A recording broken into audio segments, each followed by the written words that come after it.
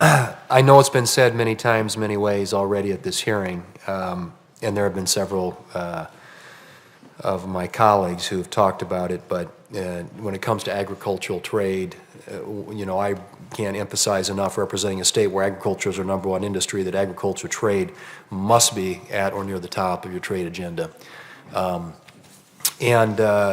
In terms of today's agricultural climate, we got a lot of producers that are counting on tariff reductions and expanding export markets with existing and new trading partners as the only near-term relief for countering crop and livestock prices that are below production costs. And so there's already been some discussion, including with the senator from Louisiana, about the NAFTA agreement, but Canada and Mexico are very important agricultural trading partners. And I know you didn't want to get into specifics, but I would encourage you, if you can, to get specific on how you intend to improve what is existence under NAFTA. Do you have a time frame? Do you intend to negotiate separately with each of those countries, or are they going to be all part of one agreement? Can you be that specific? Well, Senator, the decision as to whether it should be trilateral or bilateral really has not been made at this point. I think the administration is very eager to engage quickly on this agreement. There are certain timeframes that are required under TPA, and we're in the process of hopefully doing those consultations. I look forward, if confirmed, to being involved in that process. But there's a whole consultation process and then a time period that's later on top of that. But the administration's stated objective is to do this as quickly as possible. There is uncertainty and anxiety, and sort of minimizing that is in everyone's interest.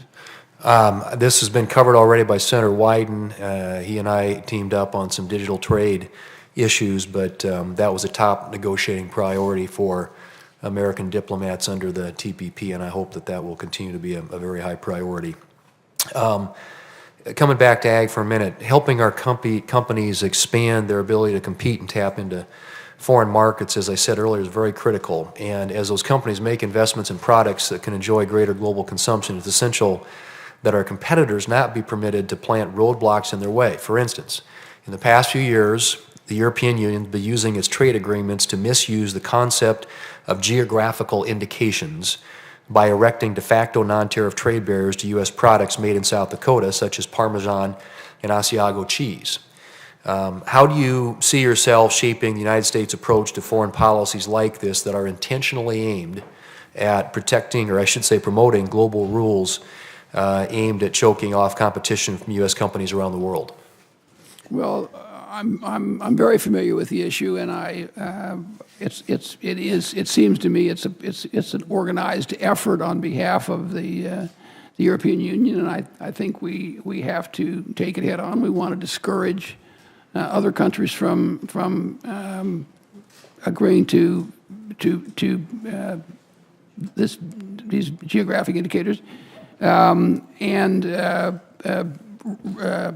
resist them in the United States. The issue tends to be more what happens in third-party markets. So it's a little more complicated to get into it, but we are aware of it. It'll certainly be something that we'll work on, and we realize it's a serious problem. We've seen also a disturbing trend in recent years whereby some of our trading partners have ignored their international commitments, particularly with respect to intellectual property protection, either by failing to fully implement agreements or by flouting the rules in order to give their businesses an unfair advantage. These decisions are short-sighted and ultimately discourage innovation, investment, and job growth. What can your agency do to ensure that our trading partners are enforcing existing commitments and to deter countries from weakening such standards in their own IP regimes?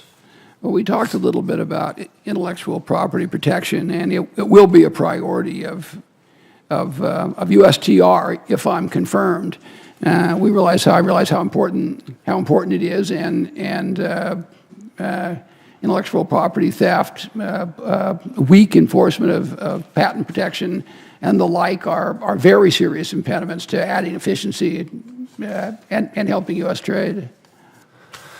Mr. Chairman, I think that's all I have. I appreciate your time, Mr. Lighthizer, and again, I can't emphasize enough the importance of agriculture, and as you start looking at these, what we're going to do in the place of TPP and how you're going to approach NAFTA, I hope you'll keep that a very, very high priority.